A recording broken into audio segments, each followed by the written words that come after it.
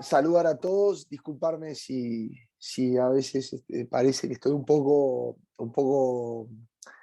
cansado de más. Son días eh, muy largos desde hace mucho tiempo y cuando viene un poco la calma aparecen otros factores que vuelven a mover todo y todo este trabajo, digamos, vinculado a la pandemia tiene componentes también de índole personal y político y demás que siempre van, van también pegándole a la persona para un lado o para el otro. Así que bueno, voy a compartir y vamos a hablar un poco hoy de evolución viral. Si tenemos tiempo, también les puedo contar sobre parte del trabajo de la pandemia y demás, así como muchas cosas. Pero lo que más me interesa de acá es intentar llevarlos o ir junto a ustedes caminando sobre, sobre artículos científicos, sobre experimentos, más que sobre cosas que pueden estrictamente ir y leer en textos o libros de virología clásicos. Entonces, vamos Vamos, a... vamos un segundito nomás, te comento ¿Cómo algo. no? Sí, Yo sé que vos te entusiasmás con la clase y de repente te embalás. Acuérdate que hay personas de Brasil capaz que si podés mantener pausada la vocalización, ayuda a que entiendan. Igual después yo perfecto. paso al YouTube y ellos traduce, pone el subtitulado en español, pero si ya podemos, en portugués mejor dicho, pero si ya podemos que entiendan ahora mejor. ¿Cómo no? Dame un segundo. Vamos a ir hablando suave entonces. Eh, y listo. Estoy arreglando unas cositas de las slides. Eh, Como recién les comentaba, bueno, las slides están todas en inglés, así que eso va a ayudar. Espero Ahí va. que ayude. Vamos ahora a compartir la pantalla.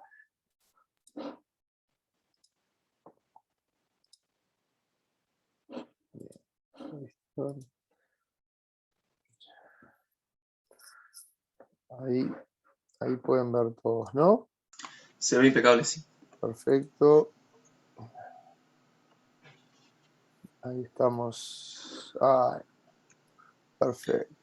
Entonces voy Acá a... lo que estamos viendo en modo cuando ves que se ve la próxima slide al A ver costadito. ahora, a ver si ahora es mejor. Ahora sí, ahora sí.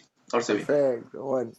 Cuando quieran más. Entonces, básicamente, bueno, ya mi nombre es Gonzalo Moratorio, soy doctor en ciencias biológicas y hace mucho tiempo que me gusta muchísimo y estudio lo que es la evolución viral y también desde una perspectiva de biólogo evolutivo y de biólogo molecular.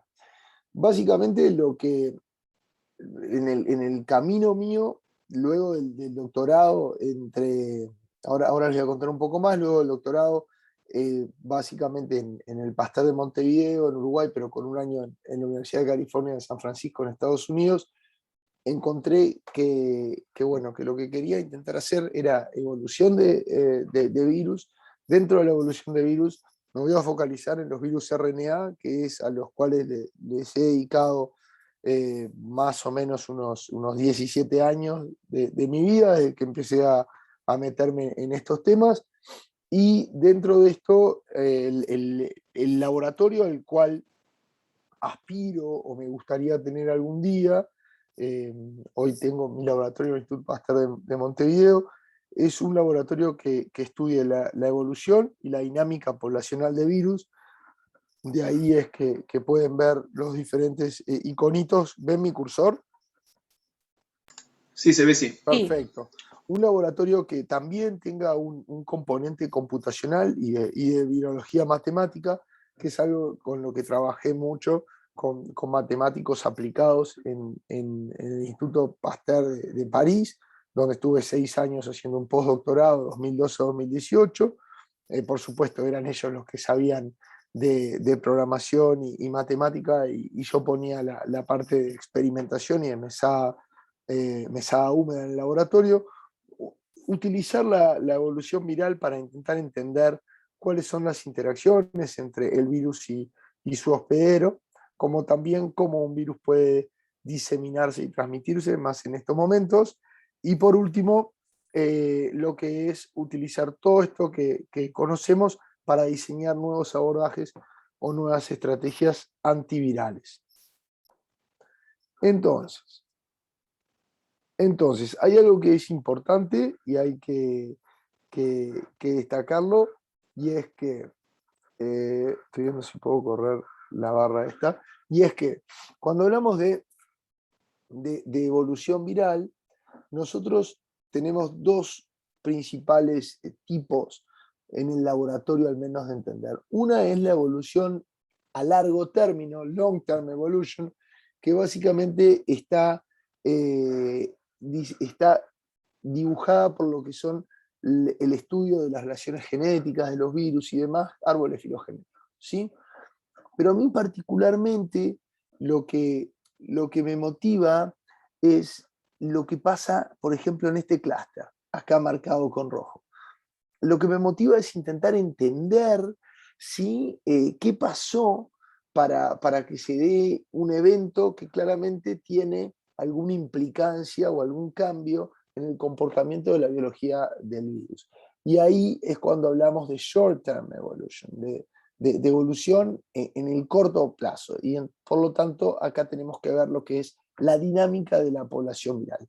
Pero lo que es importante entender es que no todo lo que es evolución y lo que es los cambios genéticos que pueden presentar un virus o una epidemia además, está supeditado al virus per se o a la capacidad que tiene el virus de propagarse, sino que siempre, desde que estudiamos genética, el componente ambiental es fundamental, y el ambiente también genera y shapea la genética en nosotros. Dicho esto, lo que quiero decir es, imagínense la situación, ¿sí? La situación de lo que es de la Argentina hoy en día, por ejemplo, y cada vez más de Uruguay con respecto al dengue.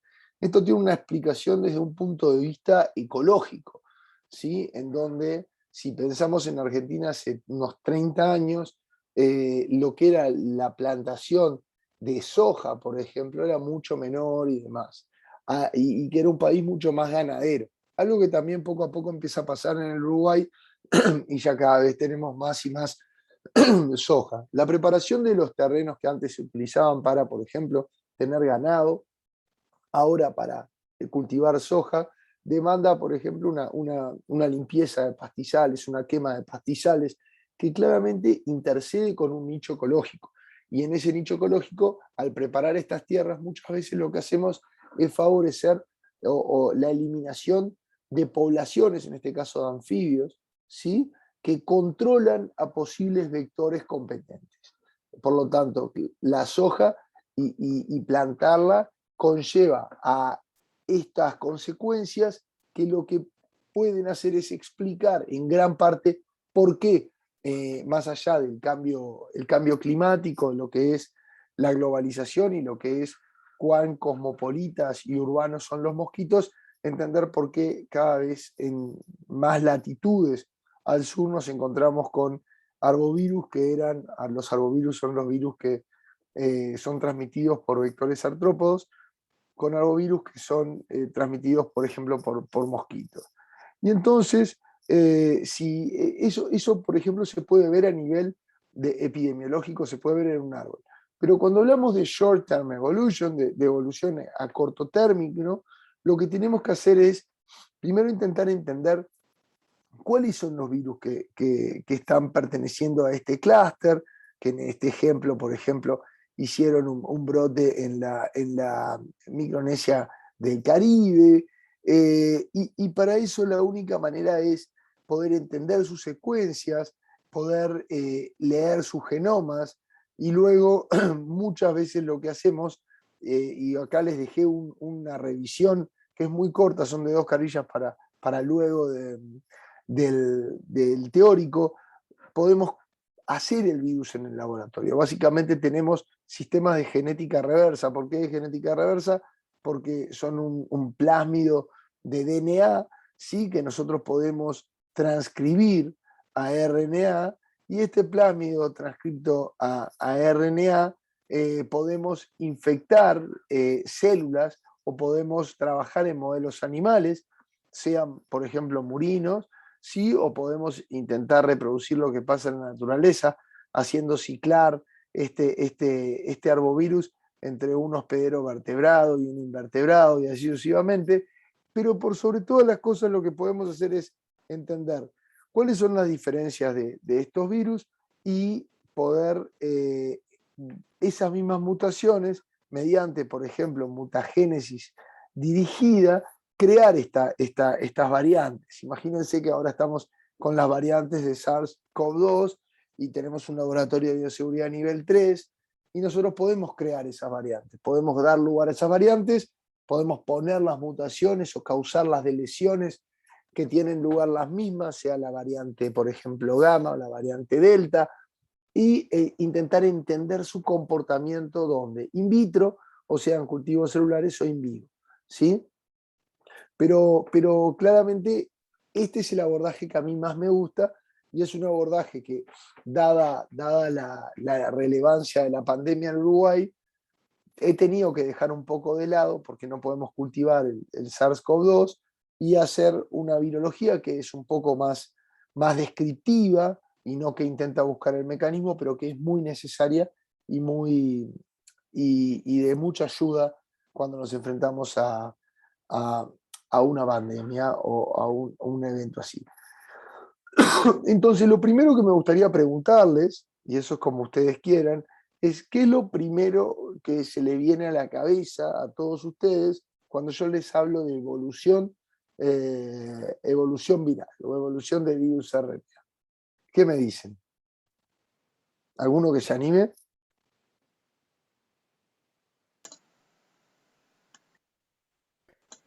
Adelante, Bueno, Ismael. no sé si se escucha, iba a decir, capaz que es como la capacidad del virus de mutar para, no sé, generar otros epítopes o Muy bien, otras. bueno, mutación, capacidad de mutación, ¿alguna más?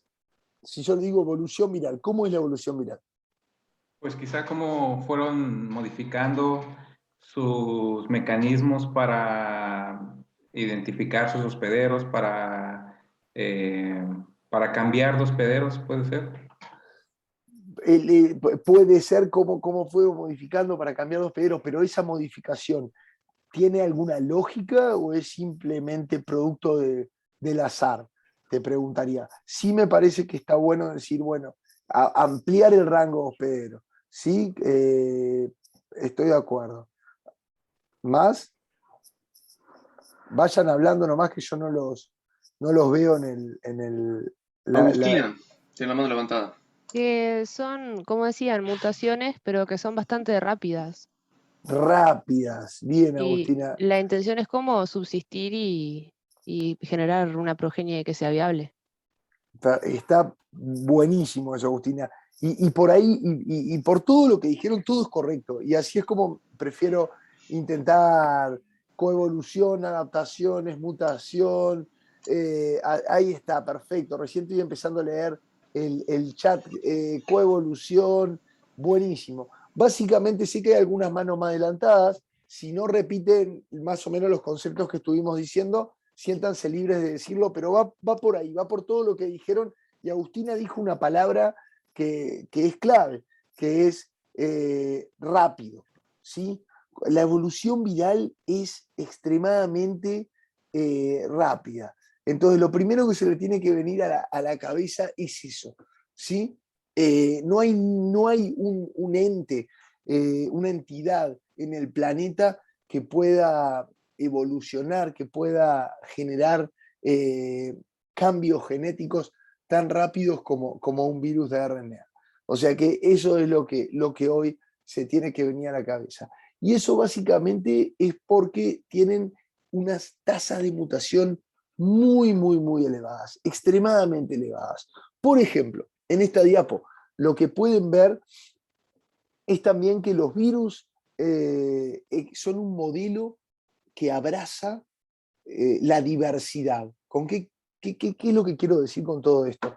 Que no existe un organismo que tenga la capacidad de tener bioquímicas tan diferentes en su genoma como los virus. Existen virus de simple hebra, ¿sí? Y de polaridad positiva. Después podemos ver qué es esto de polaridad positiva, polaridad negativa, seguramente ya lo vieron. Existen virus de RNA simple hebra, single strand de polaridad negativa. Esto quiere decir que sus genomas no pueden directamente ser traducidos y sintetizados en proteínas virales. Existen retrovirus, o sea, virus que claramente pasan de RNA a DNA. ¿Sí? Existen virus de doble hebra de RNA y en función de lo que es su naturaleza genómica, acá lo que tenemos, y es lo que vamos a empezar a ver este tipo de figuras, es en el eje de las X tenemos la tasa de mutación, ¿sí? O sea, las mutaciones que se generan en el genoma, por sitio, por el genoma, en cada ciclo de replicación, y acá lo que tenemos es el tamaño del genoma. Y lo que vemos es que en el caso, por ejemplo, de los virus de RNA simple hebra, pueden llegar a generar 1 por 10 a la menos 3. ¿Qué es esto? Puede llegar a generar una mutación cada 1000 nucleótidos que copia.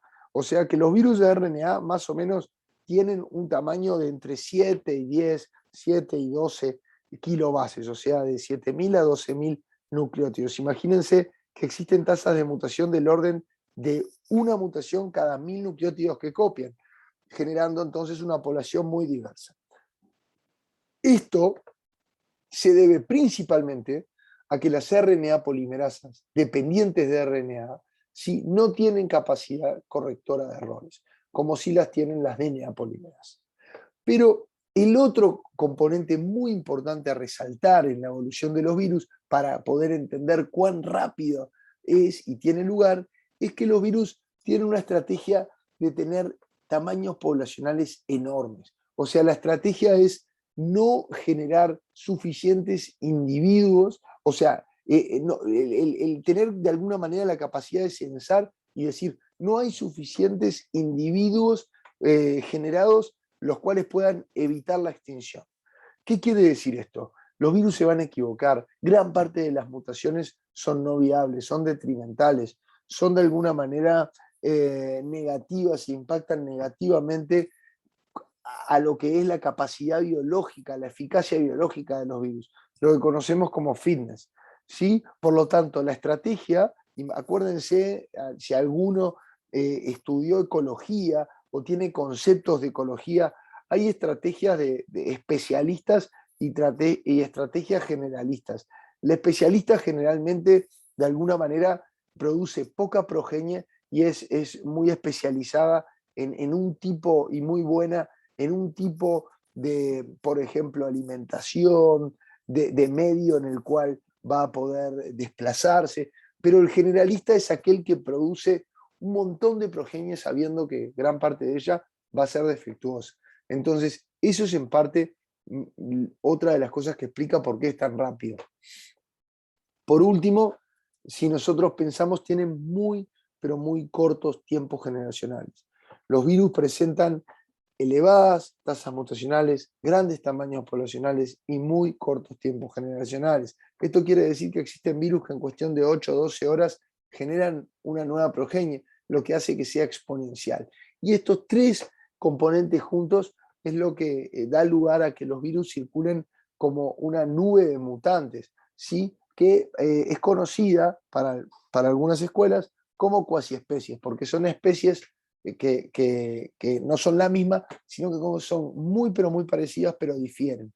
Se genera esta nube de mutantes.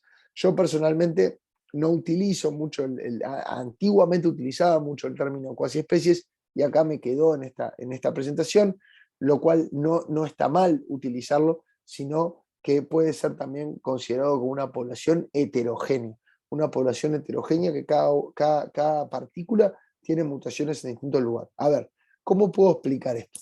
Imagínense que ahora tengo un virus que aíslo completamente imagínense que tengo un virus replicando en un cultivo celular y yo puedo aislar una partícula viral. Aíslo esa partícula viral y la vuelvo a ubicar en un cultivo de células las cuales son susceptibles a él.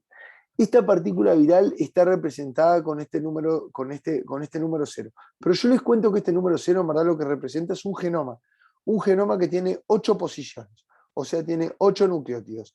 Al momento de que esta partícula viral va a replicar, ¿sí?, va a generar otras partículas virales. Por ejemplo, esta partícula viral va a tener una mutación en la posición número 8, esta en la posición número 1, esta en la 2, y así sucesivamente. Entonces, luego de una primera ronda de replicación, al menos en este ejemplo ilustrativo, hay 8 mutantes que fueron producidos. Ahora, al cabo de una segunda ronda de replicación, ya lo que tenemos es que esta partícula viral, que solo difería del primer genoma con una mutación en la primera posición, va a generar otras mutaciones que van a acompañar, por supuesto, a la primera que tuvo lugar anteriormente. Y así sucesivamente, entrando en que cada vez en cada ciclo de replicación viral, lo que se va a tener es una nube dinámica de partículas virales.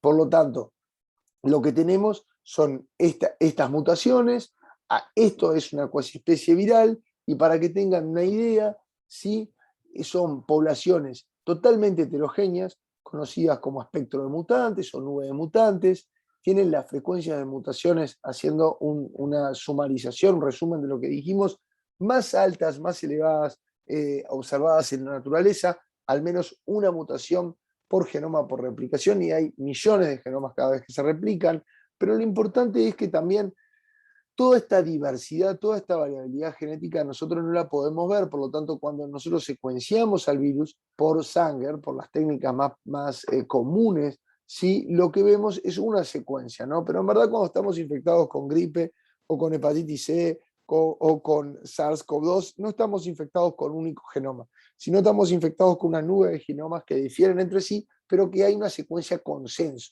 Y esa secuencia consenso es denominada también secuencia maestra, y es donde hay genotipos, donde se muestra el genotipo más abundante y tiene el mayor fitness. Y el fitness es la capacidad de dejar progenie viable en un ambiente dado. Y por supuesto va a haber un montón de lo que se conoce como variantes minoritarias. Para terminar de entender lo que quiero decir, si miramos al cielo y miramos una estrella, sabemos que esa estrella puede comprender un sistema planetario. Entonces, bueno, la secuencia consenso es como la estrella que vemos, parece una, pero en verdad son muchísimas variantes, muchísimos planetas y demás que están circulando alrededor y que son minoritarios. Y cuando queremos darle un valor, le damos el valor del Sol. Entonces, dicho esto, voy a pararme en 5 tópicos principales. Capaz que alguno voy para atrás, voy para adelante o me salteo, pero el primero de ellos es cómo se descubrió esto, básicamente. Cómo se descubrió que los virus generan estas poblaciones tan diversas de cuasiespecies. Y con esto vamos a empezar.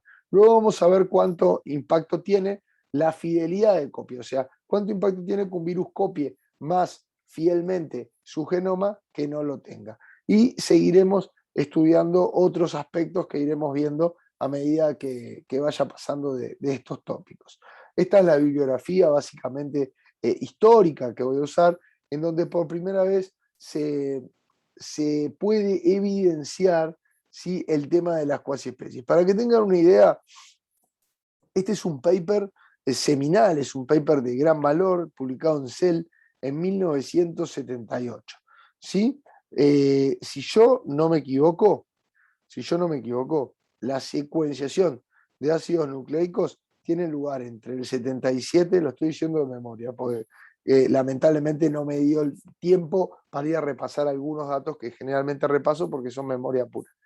La secuenciación de ácidos nucleicos tiene lugar en el 79, muy cercano a esto, ¿sí? O al menos el premio Nobel por secuenciar ácidos nucleicos se da cercana a esta fecha, un poco posterior al 78.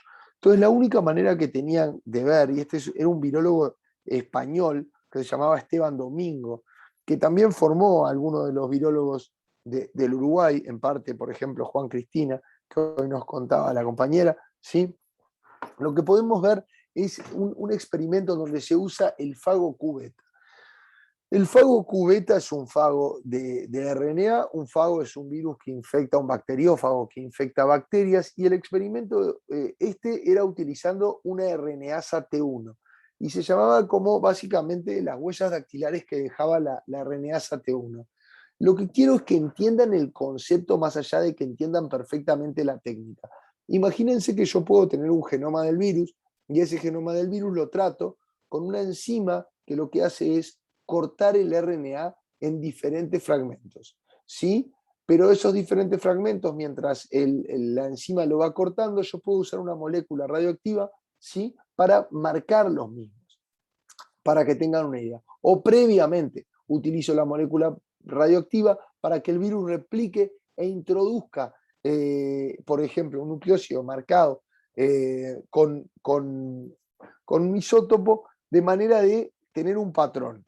Y lo importante de esto era que el mismo virus, el mismo genoma, al ser degradado, al ser tratado con la RNasa, ¿sí? esta enzima que digería el RNA, ¿sí? De simple hebra, lo que podemos ver es que se veían patrones. Luego se irradiaba este preparado en una placa radiográfica, una placa de fotografía, y lo que se encontraba eran patrones. Pero lo que se veía era que parte de estos patrones cambiaban. Por ejemplo, acá tendría que estar siempre degradada de la misma manera porque era el mismo virus. Y por ejemplo, algunos de estos se movían. Y por ejemplo, como se veía acá que este patrón cambiaba con respecto a esta X, o cómo cambiaba este 11 con respecto a acá, ¿sí? O sucesivamente lo que se veía con respecto a otros patrones. Lo que quiero decir con todo esto era que esta era la única manera, a través de una electroforesis bidimensional, donde separaba estos fragmentos radiomarcados, de intentar comprender los productos que previamente habían sido marcados de RNA. Era el único método para poder escrinear, para poder entender la presencia de mutaciones. Si había una mutación en algún lugar, ese patrón no se iba a conseguir, porque esta enzima, esta RNasa, cortaba en determinados motivos. Entonces lo que se observa es cómo diferentes clones, ¿sí? Estaban muy bien resueltos, y ocasionalmente se alteraba la posición de estos fragmentos cortados. El alterar la posición significaba que había una mutación, y por lo tanto esa mutación daba lugar a otro tipo de patrón. Lo que se quiso y lo que se postuló es que efectivamente los virus eran poblaciones muy, pero muy heterogéneas, y por lo tanto se las denominó cuasiespecies, haciendo una suerte de homología con una teoría del origen de la vida, en donde moléculas de RNA autorreplicantes sí también diferían en este grado de heterogeneidad. Lo que es importante, hablando de todo esto, es que todo esto es realizado antes de la secuenciación de ácidos nucleicos, y que la persona que desarrolla la secuenciación de ácidos nucleicos fue Frederick Sanger, que además es parte de lo que se conocen como los Cuatro Fantásticos, porque solo 4 personas hasta la historia de hoy ganaron 2 veces el premio Nobel. Pero Frederick Sanger lo ganó 2 veces, y llamativamente lo ganó 2 veces, uno por su trabajo en la secuenciación de proteínas, ¿sí? Y otro por su trabajo en la secuenciación de ácidos nucleicos. Las otras personas que ganaron 2 veces más el premio Nobel fue, sin lugar a duda, tal vez la que más les venga a la cabeza, Marie Curie, ¿sí? Por otro lado, Linus Pauling y John Bardeen, que fue por las ondas de radio, por ejemplo, entre otros. Si nosotros ahora lo que les quiero comentar es que tenemos una población de cuasiespecies. Ahí va. Tenemos una población de cuasiespecies, como sabemos, y cuando nosotros queremos, por ejemplo, buscar una frecuencia, cuando nosotros queremos buscar una frecuencia o un marcador genético, lo que vamos a buscar es a nivel a nivel de lo que podemos ver por Sanger, por ejemplo, por la secuenciación común y corriente. Pero si nosotros queremos adentrarnos más para entender la diversidad, tenemos que clonar muchas veces a este virus y por lo tanto ver una muestra representativa, por ejemplo 50 genomas, para ver un poco dónde se mueve. Si clonamos aún más, vemos más. Y con secuenciación de última generación es que podemos evaluar la totalidad de la diversidad, pero también es bastante complejo esto. ¿Hay alguna pregunta que tenga alguno por acá o alguna? Yo tengo una pregunta, disculpa.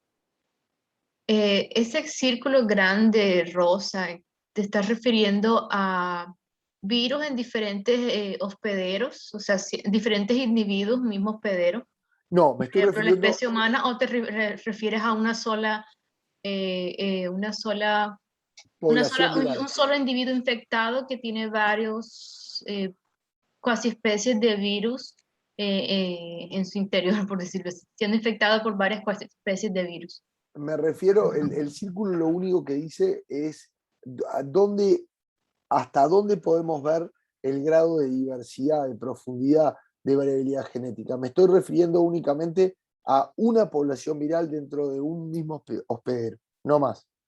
Es todo esto que representa. Y esto es en función de la técnica que usamos, cuán profundo podemos ver la diversidad genética de la población. ¿Se entendió? Sí, entendí, gracias. Bien. El otro concepto que es importante es el concepto de el rol de la replicación, de la fidelidad de copia en generar mutaciones. Por lo tanto, nosotros sabemos que la RNA, ¿sí?, polimerasa dependiente de RNA, tiene una tasa de error extrema y que no tiene una capacidad de corrección de errores. Entonces la pregunta es ¿por qué? ¿Esto provee alguna ventaja adaptativa? ¿Es un accidente o es cuál es la relación costo-beneficio de replicar tal vez tan rápido? Y para eso hoy les voy a contar la historia de este artículo, que es el artículo que hizo famoso a quien fue mi jefe, hizo famoso en el campo de la biología, a quien fue mi jefe en París, Marco Vignuzzi, que básicamente lo que él encontró es cómo poder cambiar la fidelidad de copia de un virus. Hoy nosotros podemos tener virus en el laboratorio en los cuales mediante alteraciones, mediante mutagénesis dirigida sobre algunos residuos en el gen que codifica para la RNA polimerasa RNA dependiente, ¿sí?, es que nosotros podemos introducir una mutación, por ejemplo, en esta polimerasa, y estudiar su comportamiento, por ejemplo, frente a mutágenos. ¿Cómo se lee esta gráfica? Acá tenemos el título del virus, o sea, cuanto más alta las barras, mayor título viral, y lo que hacemos es pasarlo por distintas concentraciones de mutágenos. Acá tenemos el pasaje 1, el pasaje 2, el pasaje 3, ¿sí? Y lo que vemos es que a concentración de mutágeno menor, el virus sigue replicando en mejor título que a concentraciones mayor, a 600 micromolar. Pero esto, si lo hacemos sucesivamente, vemos que el virus, y acá esto salió también de ustedes cuando les pregunté qué piensan por evolución viral, vemos que el virus recupera su título y empieza a aumentar de forma muy significativa. Por lo tanto, el virus se adapta. El virus logra contrarrestar los efectos del mutágeno, el mutágeno ya no lo debilita, ¿sí? Y luego de pases sucesivos hay alguna variante que tal vez era minoritaria y por lo tanto replicaba muy poca, que es la variante que se selecciona y es la variante que tiene más éxito. ¿No les hace acordar un poco a lo que estamos viviendo hoy en día, pero cambiando las distancias por variantes que tal vez toman el control de una población, de un continente, solo porque tienen mayor capacidad de transmisión, solo porque tienen mayor capacidad de evadir a los anticuerpos que generamos a través de la vacunación. Bueno, son los mismos principios muchas veces. Luego de pasar este virus por todos estos mutágenos, se secuencia todo el genoma, en este caso, y esta es la estructura cristalizada de la RNA polimerasa, y se encuentra un cambio que es G64S. ¿Sí? Se cambia en esta posición lo que antiguamente era un aminoácido, ¿sí? Por un aminoácido de serina. Por eso G64S, así es como se conoce a esta mutación. Cuando se intenta estudiar y entender qué es lo que pasa, se tiene al virus salvaje, ¿sí? Y se tiene a muchos virus con diferentes mutaciones que se le introducen de forma artificial por ingeniería genética en el laboratorio, ¿sí? En esa posición. Y ahora acá la gráfica lo que dice es cuántas mutaciones por genoma contamos, ¿sí? En los virus cuando ponemos estas mutaciones. Y como pueden ver, el virus wild type, y acá estoy hablando de polio, el virus de la polio, que es un enterovirus y que es un enterovirus que causó muchísimos estragos, pertenece a la familia picornavirus, para que tengan una idea, pertenece a la misma familia que el virus de la fiebre aftosa, ahora que estamos en un curso también que tiene un componente muy importante y de lo que es la virología veterinaria y dado por la Facultad de Veterinaria.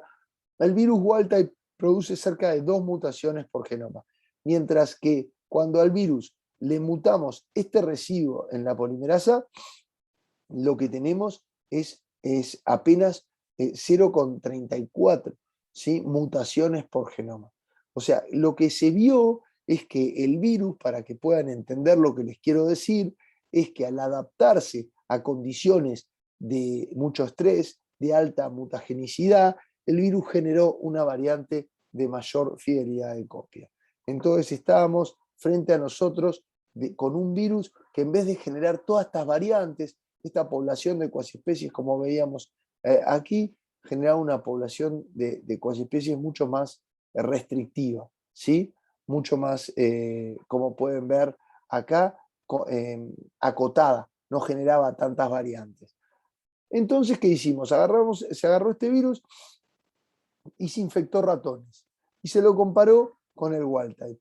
Y cuando infectamos ratones, esta gráfica se ve como una curva de sobrevida. Acá tenemos el porcentaje de ratones vivos y acá tenemos los días post-infección.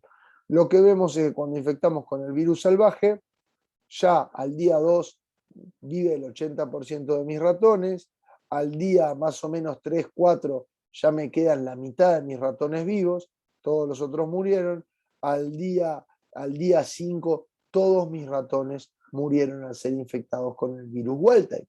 Pero cuando esos mismos ratones fueron infectados con el mismo título, la misma cantidad de virus, ahora con el virus que tenía la mutación en su enzima replicativa, que lo hace hacer copias más parecidas a sí mismas, no tan heterogéneas, todos los ratones sobrevivieron. Absolutamente todos. Entonces la pregunta es, ¿qué pasó? ¿Por qué todos estos ratones sobreviven? El experimento que se hizo fue sencillo, fue rápidamente ir al vaso, ¿no?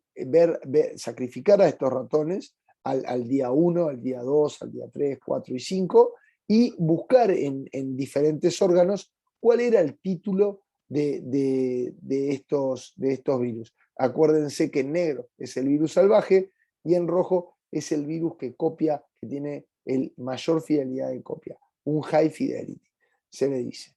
Entonces, básicamente, en el vaso, los títulos eran prácticamente iguales, los mismos, y los ratones no morían. En el músculo, lo que se veía es que el wild type replicaba mucho más alto, mientras que el virus que copiaba mucho más fiel su progenie, a los 5 días prácticamente no había título. Esto fue muy importante. Esto fue muy importante porque cuando se vio la médula espinal, o sea, cómo el virus llega al cerebro, ya el día 2 y seguía creciendo, el virus wild type generaba hasta 10 a la 8 partículas. Estamos hablando de 100 millones de partículas virales por gramo de tejido de médula espinal. Mientras que el virus, buen copiador de genomas, al día 3 ya prácticamente no tenía título. Lo mismo pasaba en el cerebro nunca replicaba. Y claro, si en el día 1 recién llegaba un poco la médula espinal, pero luego el virus no podía llegar al cerebro nunca llegaba, porque la médula era el camino para llegar. Mientras que lo que vemos en el riñón y en el intestino delgado, sí era exactamente el mismo patrón que el salvaje. Entonces, lo que se entendió fue que este virus, que no generaba tanta diversidad genética, no podía llegar al cerebro, y al no llegar al cerebro no mataba a los ratones. Acuérdense que todos los virus infectados con esta variante sobrevivían. ¿Cuál fue el experimento para entender si el problema era estrictamente que las cuasiespecies estaban de alguna manera confinadas, no podían generar tanta diversidad? Se agarró al mismo virus y lo que se hizo fue pasarlo directamente por dos mutágenos ahora, por ribavirina y por 5-fluoracilo, de manera de mutagenizar su población. Y al pasarlo por ribavirina, fluoracilo y luego por células que no tenían estos mutágenos, para no volver a seleccionar otra vez una variante, como lo hicimos con G64S, ¿sí? Lo que se hizo fue medir las mutaciones, secuenciando el genoma del virus y contando cuántos cambios había, y en el wild type se generaban 5,3 mutaciones, en el mutante del virus, que era muy buen copiador, se generaban 2 mutaciones, pero en el virus que lo intentábamos reconstituir en la diversidad genética pasando por mutágenos, se expandía su capacidad de mutar hasta 5,6 mutaciones llegando al wild type. A este le vamos a llamar el G64S de cuasiespecie extendida. Y cuando hacemos esto, lo que vemos es que claramente el virus ahora sí puede llegar a títulos del spinal cord, de la médula espinal, puede llegar al cerebro y por lo tanto mata a los ratones. Por lo tanto, la conclusión de este estudio fue que de alguna manera los virus necesitan generar diversidad para poder circular e infectar diferentes barreras anatómicas, barreras hematoencefálicas. Es fundamental. La pregunta que se hicieron después es ¿cuánta diversidad? Entonces, lo que siguió en este estudio fue pensar, ok, díganme, hicimos un virus que era muy fiel, ¿sí? Que tenía alta fidelidad de copia, que era tenía claramente una excelente integridad genética y tenía poca adaptabilidad. ¿Por qué tenía poca adaptabilidad? Porque no podía llegar al cerebro, porque no podía llegar al spinal cord, porque no podía llegar a esos lugares. Pero ahora, sabemos que el wild type, el estado salvaje, genera nubes de mutantes que están entre medio de lo que es esta poca adaptabilidad y poca variación genética, pero la pregunta es, ¿qué pasa ahora si hacemos un virus que sea mutador? En vez de buscar uno de alta fidelidad de copia, ahora quiero hacer uno mutador. ¿Cómo hago un virus mutador? Y ahí, una vez más, empezamos a trabajar y lo que se vio fue que se podía claramente hacer descender la fidelidad de copia y generar una variante del virus que ahora sí fuese mutadora. En vez de cambiar un residuo específico de la RNA polimerasa, RNA dependiente, por donde pasa el RNA y de alguna manera este residuo puede sujetarlo más fuertemente y por lo tanto hacer que no copie de forma tan alocada, sino de copiarlo mejor. Ahora después les voy a mostrar esto con experimentos de biofísica. Sí, lo que se hizo fue buscar cambios en determinadas posiciones, que en esta gráfica lo que ven son diferentes cambios de aminoácidos en diferentes posiciones, y acá las mutaciones generadas por los virus cada 10.000 nucleótidos copiados. Y lo que se puede ver es que existían mutaciones, como pueden ver I230F y F232Y, sí, que generaban hasta 11 mutaciones cada 10.000 nucleótidos, ¿sí? O sea que esto era muy, muy alto comparado con el wild type, que generaba 4,3 mutaciones con el virus salvaje. En este caso no estamos hablando de polio, en este caso estamos hablando de Coxsackie B3. De eso es que estamos hablando, ¿sí? Entonces, lo que se hizo fue, una vez más, infectar ratones con todos los diferentes mutantes y ver el título de los mismos al día 3. Y claramente lo que se ve cuando vemos comparados con el wild type es que los que tienen mayor cantidad de mutaciones, uno podría decir, bueno, genera más variantes, por lo tanto va a ser más patogénico. Pero en principio no se ve esto. Estos dos virus que son de gran alta capacidad de mutaciones, como el I230, generaban en el entorno de 1 millón de partículas de virus, mientras que el wild type generaba en el entorno de 1.000 millones de partículas de virus, o sea, 1.000 veces más virus, que es exactamente lo que pasa in vitro, sin que tenga nada que ver lo de la fidelidad de copia con la cepa delta y la cepa de Wuhan. Genera hasta 1.000 veces más virus. Nosotros entonces lo que hacemos es estudiar estos virus y una vez más lo que hacemos es pasar el virus por mutágenos. Las barras oscuras es por baja concentración de mutágeno, las barras claras es por alta. Y lo que vemos es que los cambios que más mutaciones generan son en este caso al revés, no los que se adaptan, sino son los que mueren, los que no hay título. ¿Sí? Como pueden ver acá, cuando miramos el triptófano, como pueden ver acá, cuando miramos la alanina, ¿sí? Cuando pueden ver en estos modelos. Lo que les quiero decir con todo esto es que cuando miramos la secuenciación de estos virus, ahora en vez de ver qué porcentaje de virus vive y qué mutación tiene, lo que estamos viendo es cuántas mutaciones hay cada 10.000 nucleótidos, ¿sí? Y podemos ver que claramente estos virus, que son los que más sufren del ambiente mutagénico, ya que de por sí mutagenizan más porque tienen estas polimerasas que introducen más mutaciones, al secuenciarlas claramente producen más mutaciones, ¿sí? más variabilidad genética que el wild type como era esperado. Nosotros lo que tenemos acá es ahora buscar en diferentes tejidos las estirpes mutadoras y compararlas con el wild type que está en color un poco más oscuro. Acá lo que medimos no son virus viables, sino medimos la capacidad de generar genomas y efectivamente los virus mutadores generan menos genomas por mililitro que el wild type, como pueden ver tanto en los músculos, tanto en la sangre, tanto en el cerebro o tanto en el hígado en distintos ratones. Una vez más, contamos las mutaciones que generan los virus mutadores con respecto al wild type y todos los mutadores generan hasta inclusive cerca de 2,5 veces más mutaciones por genoma que el virus wild type. Lo que se piensa es que tal vez existen posiciones que sean universales y que pueden ser posiciones maestras que nos permitan cambiar de alguna manera o tunear de alguna manera la capacidad mutadora de estos virus. Y esas posiciones pueden ser alteradas de manera de decir, bueno, este residuo, ¿será un residuo maestro en diferentes virus de la misma familia? Por ejemplo, chikungunya, que es un virus, también un arbovirus que causa una artritis y dolores musculares, dolores de cabeza para el cual no hay vacuna aún, como por ejemplo puede ser dengue.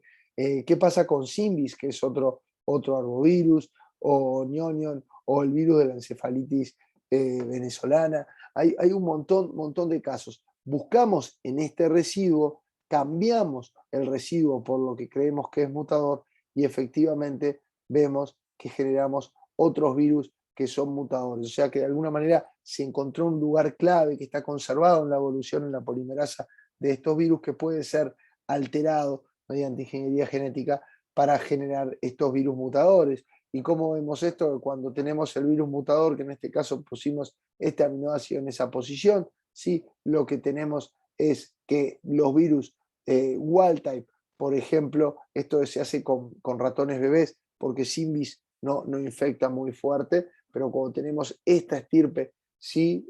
Que es la estirpe mutadora y que creemos que está atenuada en ratones, vemos que las líneas sólidas son la muerte de estos ratones, hasta la mitad se mueren Con el virus wild type, los demás sobreviven, pero con el mutador solo se mueren 10% de los ratones. Y con respecto a los síntomas, que son cuántos quedan paralizados porque el virus llega al cerebro, en el caso de el virus wild type, todos sufren síntomas al día 8 y quedan paralizados, ¿sí? Mientras que en el caso del mutador solo un 40% sufren síntomas, o sea que también esto se ve desde ese punto de vista. Como les dije, estamos haciendo una recorrida a través de lo que son artículos, a través de lo que son figuras, a través de lo que es intentar entender la evolución viral desde el punto de vista más mecanístico o del punto de vista más molecular, con trabajos que fueron seminales, que fueron trabajos muy importantes para de alguna manera dar lugar al campo y a moldear el campo de la evolución viral. Por lo tanto, la gran conclusión de esto es que existen variantes de fidelidad de copia o variantes de baja fidelidad, que serían las mutadoras, y la gran conclusión es que los virus no necesitan hacer de alguna manera pocas mutaciones, ¿sí? O muchas mutaciones, sino que evolutivamente han estado de alguna manera tuneados para tener un balance de una cantidad de mutaciones que es óptima para navegar entre tejido a tejido, para poder generar variabilidad, adaptarse, llegar a lugares donde tal vez dentro de la anatomía de la infección es más difícil, y así también poder transmitirse más eficazmente. Y todos estos experimentos fueron hechos con muchas familias, como son los picornavirus, les hablé de polio, les hablé de Coxsackie, como son otros virus como coronavirus. En el tiempo que hicimos esta clase era de SARS, de MERS, no existía el SARS-2, alfavirus, como son chikungunya, simbis, el virus de la encefalitis venezolana, el virus de la gripe, flavivirus, como son dengue, como son West Nile, e inclusive retrovirus, se han encontrado esto. Pero la pregunta acá es, molecularmente, ¿en qué se basa esto? ¿Y qué es lo que cuenta la fidelidad de copia? ¿Tienen alguna pregunta? ¿Quieren hacer una pausa, discutir alguna cosa y ya volvemos? No sé si alguien tiene un comentario. Si no, si querés parar, paramos, y si querés seguir, seguimos. Como ¿Seguimos? Si no hay preguntas, seguimos. ¿Les parece? Yo quería preguntar algo. Adelante. Sí, doctor, excelente su charla. Quería saber exactamente las diferencias entre los virus de las variantes de alta fidelidad y de baja fidelidad. Dijo que las de baja fidelidad eran las mutadoras y las de alta fidelidad. Y las de alta fidelidad son las que introducen menos mutaciones cada vez que replica el virus y genera progenie.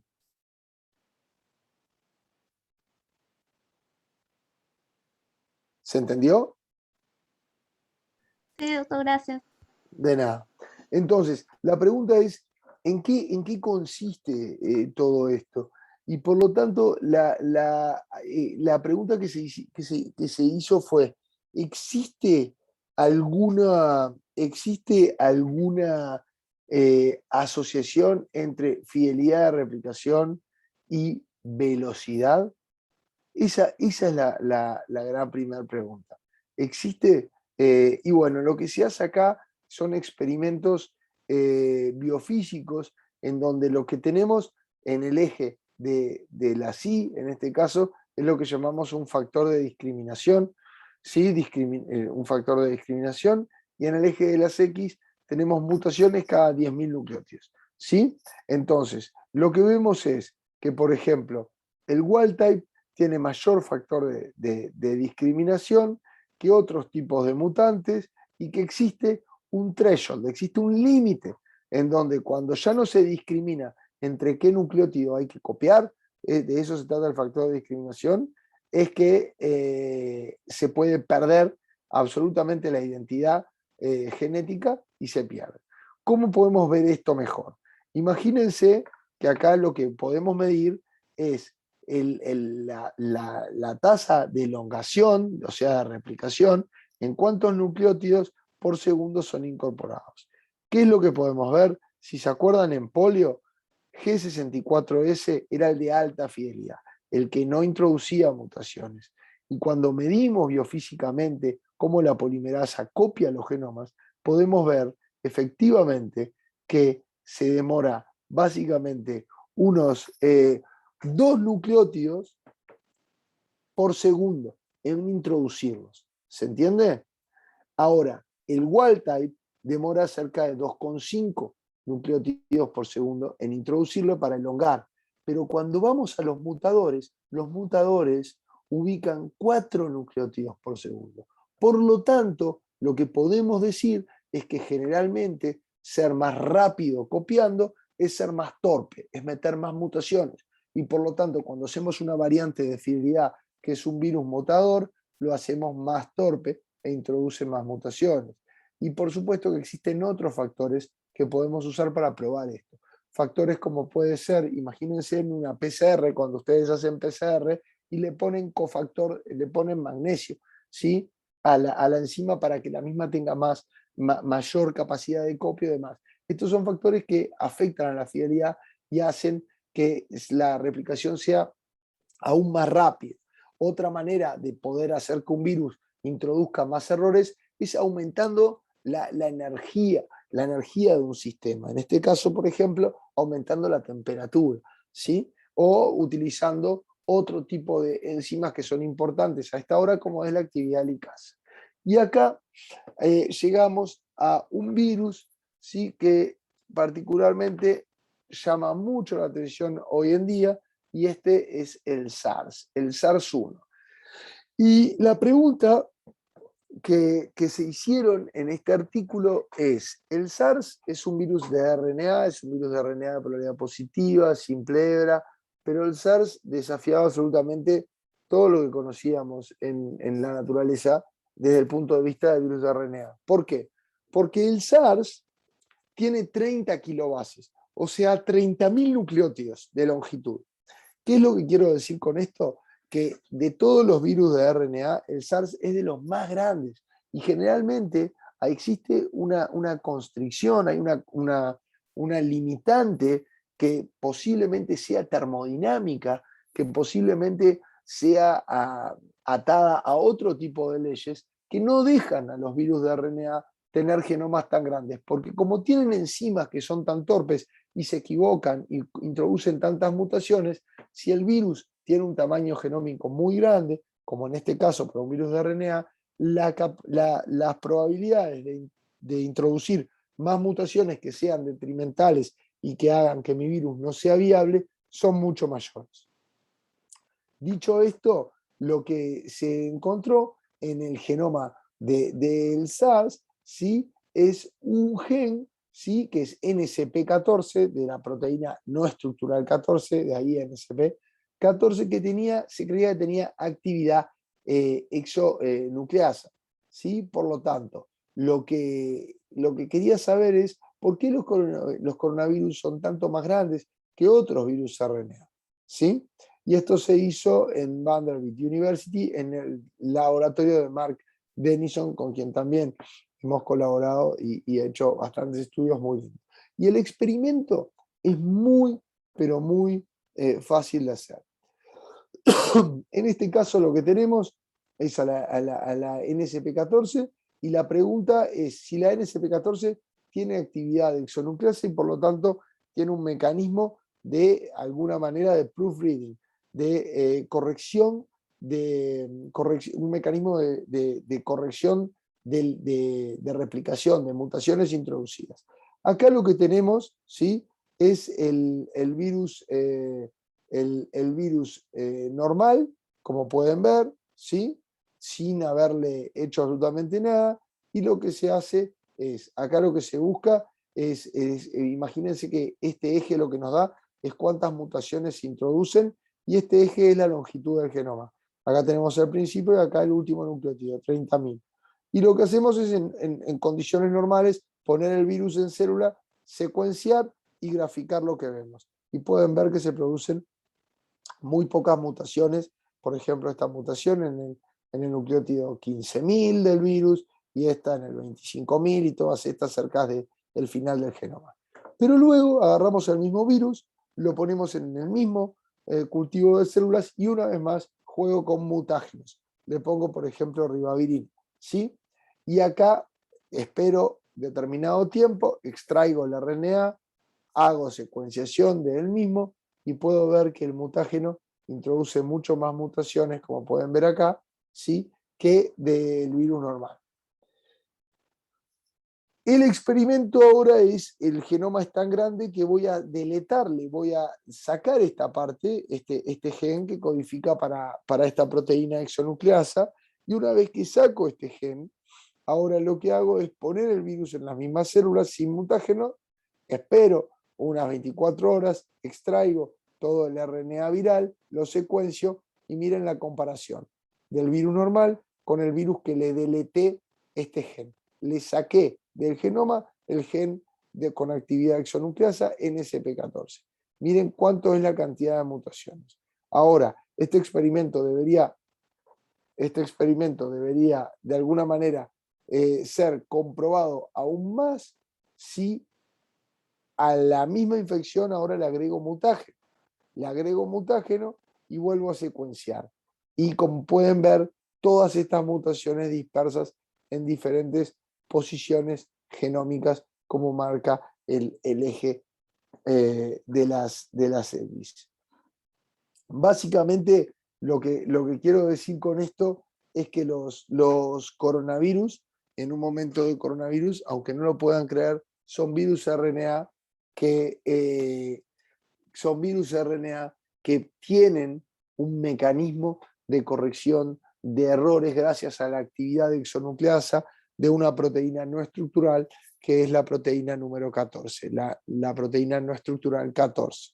¿Sí? Increíblemente les puede sonar esto, ya que imagínense todo lo que estamos viendo y la gran capacidad de mutar y demás, pero eso pasa porque claramente se está infectando una población cada vez mayor con una dinámica muy alta y por lo tanto se generan presiones. Acá la presión no la genera un mutágeno, acá la presión la genera el sistema inmunológico, la generan otros factores vinculados, por ejemplo, al ambiente, vinculados a las condiciones de vida, vinculados a los hospederos de donde sale el virus, que hace que la diversidad sea tan abrumadora y tan grande. ¿Alguna pregunta? Bien. Entonces, ahora lo que vamos a ver es un concepto que sigue intentando responder algunas preguntas claves de lo que es la virología evolutiva, pero es básicamente, siempre vamos a tener una misma secuencia de consenso, van a haber diferentes cuasiespecies y pueden haber diferentes fenotipos. Esa es la pregunta. O sea, una población puede tener más o menor diversidad y diferente distribución de mutaciones, diferentes subpoblaciones en diferentes, por ejemplo, tejidos o tiempos de infección. ¿Cómo vamos a ver esto? Lo vamos a ver con uno de los mejores modelos que tenemos, que algo estuvimos hablando hoy, que son los virus que infectan invertebrados y vertebrados, que por ejemplo pasan de mosquitos a ratones y viceversa. Lo que vamos a ver acá básicamente es que tenemos una población, una cuasi especie, ¿sí?, que cuando replican células de insecto hay que pensar muchas cosas. Para empezar, las células de insecto están a 28 grados y no a 37, como es la temperatura de nuestro núcleo corporal cuando pensamos en mamíferos y demás. Entonces, dentro de este cambio de hospedero entre invertebrado y vertebrado, existen excelentes ejemplos de muchos laboratorios. Y este experimento, por ejemplo, es un experimento muy fácil, y muy claro de seguir. En primer lugar, lo que tenemos acá es un virus que es Chikungunya virus, es un virus de mosquito, que lo que hacemos es pasarlo de forma seriada, ¿sí?, por células de riñón de hámster, ¿sí? Baby hamster kidney cells. Entonces, básicamente lo que tenemos es el pasaje 1 y el pasaje 7 son las células y pasamos el virus todo el tiempo por células de mamífero. Luego alternamos entre células de mosquito y células de mamífero, células de mosquito y células de mamífero, y así sucesivamente. ¿sí? Luego hacemos un pasaje del mismo virus solo en insecto. Célula de mosquito, célula de mosquito, célula de mosquito, célula de mosquito, célula de mosquito. Y luego también alternamos con células humanas de mamífero, ¿sí? Pero ¿qué es lo que vamos a hacer? Vamos a intentar ver cómo se comportan estas poblaciones, cómo se comportan las poblaciones finales, lo que son los pasajes 7. Lo que podemos ver es que claramente cuando medimos, acá lo que medimos en el eje de las Y es el fitness relativo, ¿sí? Básicamente el fitness que existe, que tienen estos virus. ¿Qué quiere decir el fitness? Es la capacidad que tiene un virus, como les dije antes, de dejar progenie viable en un ambiente dado. Tenemos acá lo que es la progenie 1 y lo que es la progenie 7, ¿sí? Y estas son todo pasajes de virus que fueron hechos de forma seriada únicamente en células de hámster. Vemos que el pasaje 1, el virus tiene esta capacidad de dejar progenie, para que entiendan, esta capacidad de replicarse, pero luego de pasarlo 7 veces en las mismas células, mido, ¿sí? Y aumento mi capacidad, me adapté a ese ambiente. Ahora, cuando este virus lo paso totalmente en células de insecto y luego mido su capacidad de replicación, ¿sí? Esta está en C6, en barras vacías, mido su capacidad de replicación en células de hámster, esta es muy baja. Lo mismo vemos cuando hago el mismo experimento, virus que pasé únicamente en células de hámster, ahora lo mido en células de insecto y así sucesivamente, ¿sí? Tienen mucho menor fitness que las que pasé por células de insecto todo el tiempo y ahora las mido en células de insecto. Pero ¿cuáles son las poblaciones virales que tienen mayor capacidad de replicación de este arbovirus que se llama chikungunya y que nos infecta a través de la picadura del mosquito? Aquellas poblaciones que en vez de pasar serialmente por una población viral o por otra, las hago alternar. Invertebrado, vertebrado, invertebrado, vertebrado, mosquito, mamífero, mosquito, mamífero, mosquito, mamífero. ¿Qué es lo que quiero decir con todo esto? Que claramente, si estas poblaciones lo que hacen de alguna manera es aumentar la capacidad replicativa porque están replicando en un ambiente de insecto y en un ambiente de mamífero. Y evolutivamente el virus encontró la manera, ¿sí?, de hacer esto, y con esto estoy hablando mal, pero para que me entiendan, el virus fue evolutivamente shapeado, moldeado para poder hacer esto y ganar en capacidad de replicación. Ahora, si yo miro esto, y ahora esta gráfica es diferente, porque acá ya no veo replicación, acá lo que estoy viendo es frecuencia de mutación, ¿sí? O sea, cuanto más alta la gráfica, más mutaciones. Lo que podemos ver de acá es que cuando pasamos serialmente por un único tipo celular, un virus que cicla entre dos tipos celulares, genera mucho más mutaciones, se generan mucho más mutaciones en el pasaje final. Lo mismo pasa en GILA, lo mismo pasa cuando hacemos serialmente en células de insectos. Pero cuando pasamos alternadamente entre células de insecto y células de mamífero, generamos menos mutaciones. Pero no al punto de que sean detrimentales, como les mostré con los virus de alta fidelidad. Entonces, básicamente, existe un aumento de la diversidad cuando hacemos pasajes seriados en un mismo tipo celular. ¿Qué es lo que quiero decir de esto? Es que cuando alternamos hospederos, nosotros podemos centrar nuestra nube de mutantes, podemos centrar nuestra cuasiespecie, ¿sí? Mientras que cuando hacemos un único hospedero, nosotros la podemos expandir y expandiéndola puede ser más fácil tener antivirales o eventos de neutralización mediante anticuerpos que no la tenemos cuando la controlamos de esta manera. ¿Sí? Por lo tanto, esto es un componente importante también para entender de estos virus. Ahora, lo que voy a hacer es ir un poco más adelante en este estudio.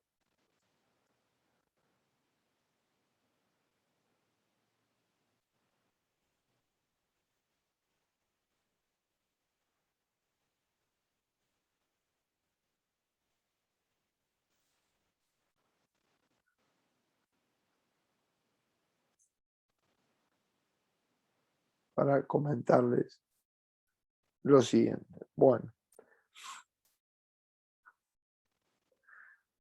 creo que es importante, o sea, las preguntas que tenemos, por qué estudiar la evolución viral, qué es lo que se gana, ¿sí? Básicamente hay preguntas que son claves y que son parte del santo grial de lo que es la evolución viral, ¿sí?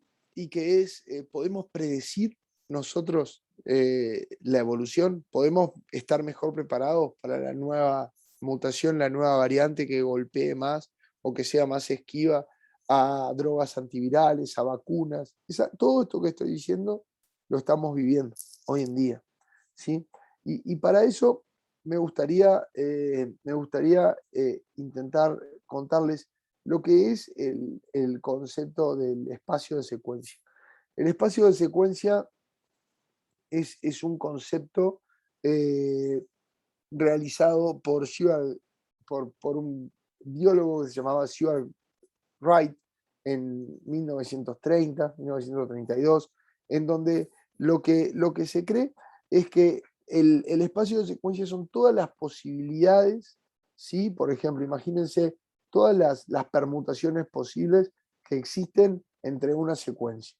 Imagínense que tengo una secuencia y estamos hablando de ADN, o sea que o de ARN, o sea que hay solo 4 bases, 4 estados, ¿sí? Bueno, hay 4 a la N, ¿sí? En función de lo que nosotros podemos tener. Y ese espacio de secuencia, ¿sí?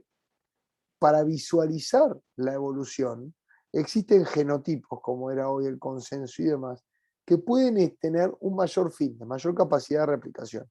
Y a mayor capacidad de replicación, esto se grafica con estar parado en un lugar de mejoría, de tener un mejor fenotipo, porque en virología el fenotipo es la capacidad de replicación del virus, ¿sí?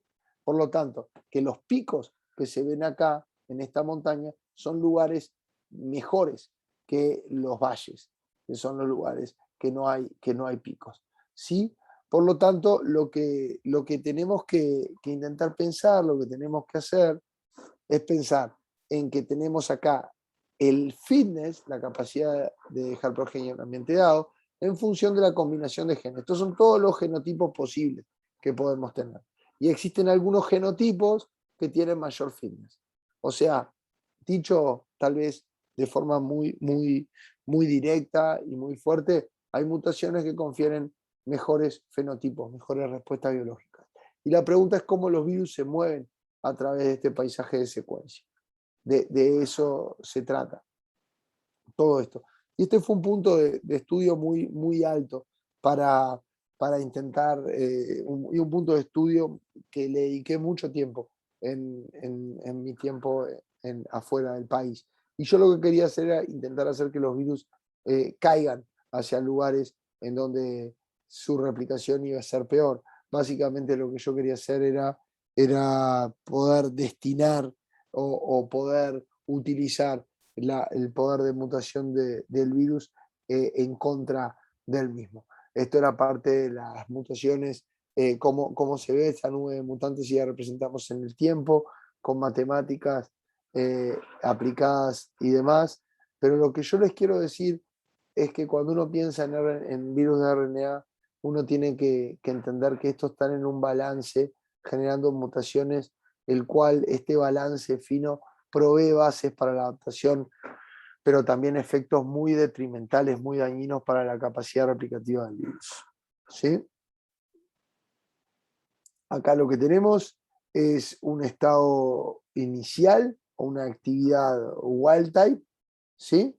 Y lo que vemos es que en función de cómo mute este virus, puede ir hasta este lugar del espacio de secuencia. Acuérdense, imagínense que en esta representación están todos los genomas posibles dibujados como esta cordillera.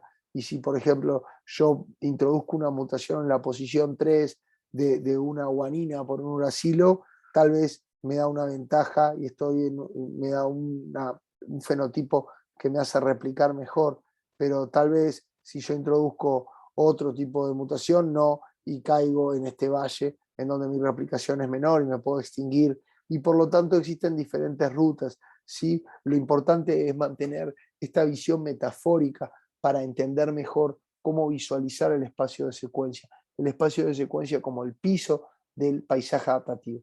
Y el paisaje adaptativo es lo que da esa capacidad de entender qué organismo es más fit, es mejor que otro.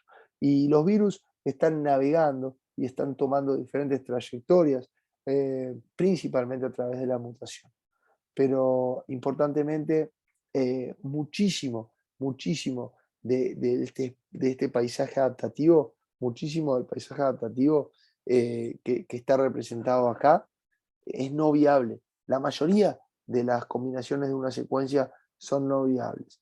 Entonces, lo que yo quería hacer era preguntarle a los virus si estos pueden navegar más cerca de los acantilados y caerse hacia lugares de poca replicación viral. Entonces, rápidamente, lo que hice fue usar un modelo de enterovirus, sí que hoy lo usamos en el laboratorio para tener otro tipo de experimentos, que lamentablemente por la pandemia no se los puedo mostrar porque tuve que redirigir todo lo que era la investigación que hacía en estos temas a investigación más de tipo pandémica. Y a lo que voy es que lo que hicimos fue reprogramar el genoma para aumentar las mutaciones stop. Y básicamente, ¿qué quiere decir eso? Tenemos leucinas y serinas que están a lo largo, elegimos leucina y serina porque tanto la leucina como la serina es codificada por 6 aminoácidos sinónimos cada una de ellas, y hay que pensar que el virus wild type utiliza los 6 de una y los 6 de la otra, ¿sí? En este modelo de manera muy parecida, pero si nosotros nos movemos, por ejemplo, a entender qué pasa con estos aminoácidos, podemos ver que estos codones, podemos ver que estos codones sí están a una mutación de generar codones stop, como pueden ver acá, ¿sí? Y estos codones están a 2 mutaciones de generar codones stop, tienen que pasar a este y a este. Por lo tanto, creíamos que si cambiábamos todos estos codones en el virus por codones sinónimos, o sea, el virus seguía siendo, en vez de usar los 12, ahora utilizaría solo estos 4, generaríamos virus que llamaríamos one to stop, quiere decir a uno del stop, y no hay una mutación más detrimental que el stop. Imagínense que si el virus muta mucho y lo que hacemos es ponerle codones que están más fáciles de ser mutados hacia codones stop, estamos de alguna manera indicándoles o intentando proveer un peor futuro para esos virus, y que realmente cuando repliquen utilizar su mayor fortaleza, que es la mutación, dada todas las cosas que vimos antes, en contra de los mismos, como si fuera una suerte de aikido, en donde utilizamos la fuerza del enemigo que viene fuertemente a pegarnos con mucha velocidad en contra del mismo, de manera de taclearlo, y que con la misma potencia, el mismo impulso que el enemigo intenta usar para derribarnos a nosotros lo usamos para derribar a ellos. Esa era la idea de este paper, y básicamente cuando hacemos el wild type, el mutante one to stop y el non-stop, y vemos cómo replican en diferentes placas con células, ¿sí? Células de mamífero, podemos ver que el tamaño de las placas del wild type y el tamaño de las placas del non-stop son mucho más grandes que las del one to stop, que son mucho más chiquitas. Y este tamaño de la placa se puede medir en milímetros cuadrados y ver exactamente, como siempre, la barra negra, la barra sólida, ¿sí? La barra preta es bastante más chica en tamaño, milímetros cuadrados, generando mucho más tiny, placas chiquititas. cuando nosotros agarramos estas células infectadas y extraemos el RNA de las mismas, nosotros hacemos PCRs para su genoma completo, hacemos librerías para secuenciar por Illumina, y luego lo que hacemos es el secuenciado profundo para ver toda esa variabilidad, no solo mirar la secuencia consenso. Y lo que encontramos efectivamente es que las poblaciones de virus que nosotros ingenierizamos por ingeniería genética y les generamos todos estos codones que están cerca de ser stop, pero no son stop, son viables, presentan una frecuencia de codones stop luego de replicar en células mucho mayor que las del wild type. Y la siguiente pregunta fue, ¿qué pasará en vivo? ¿Podemos estar hablando de un candidato de vacunas? Bueno, efectivamente, este trabajo dio lugar a una patente de vacunas RNA en el 2017, cuando todavía ni se hablaba de vacunas RNA, y lo que podemos ver cuando infectamos en ratones, todos los ratones que se infectan con nuestros virus que generan más codones stop, sobreviven la mayoría de ellos, mientras que los que se infectan con el wild type, la mayoría de ellos mueren. Cuando buscamos en los órganos, por ejemplo en el páncreas, en el corazón, en el vaso del ratón, extraemos el RNA y hacemos la secuenciación profunda, vemos efectivamente que en los ratones infectados con los virus 1 para el stop, 1 to stop, hay muchísimo más codones stop que en el wild type. Y después nos preguntamos, ¿podremos hacer lo mismo si hacemos esto para arbovirus? Entonces trabajamos con chikungunya, y lo que hicimos luego de trabajar con chikungunya fue darles la comida, en una comida de sangre, el chikungunya salvaje, wild type, y el chikungunya que habíamos cambiado y habíamos por ingeniería genética puesto stop, y luego cada uno de estos es un mosquito que titulamos el cuerpo del mosquito a ver cuántos virus hay, y podemos ver que todos los chikungunyas 1 to stop estaban atenuados. También esto lo hicimos con gripe y también funcionó, y funcionó muy bien. Lo que quiero decir es que encontramos un mecanismo universal para atenuar virus mediante ingeniería genética, que podría representar una manera de hacer vacunas símil o de tipo basándonos en tecnología de RNA, ya que modificamos el RNA, pero no necesariamente creamos un antígeno, además, como es la tecnología de RNA que hay hoy. Todavía, en función de cómo estén cansados, yo todavía no terminé, me quedan unos minutos si quieren, voy a sacar la cámara, me gustaría discutir algunos conceptos, que me pregunten algo si no están muy aburridos. A mí me cuesta muchísimo dar clases por Zoom, porque creo que se pierde muchísimo de lo lindo que es dar clase. Así que no sé si tienen alguna pregunta o demás.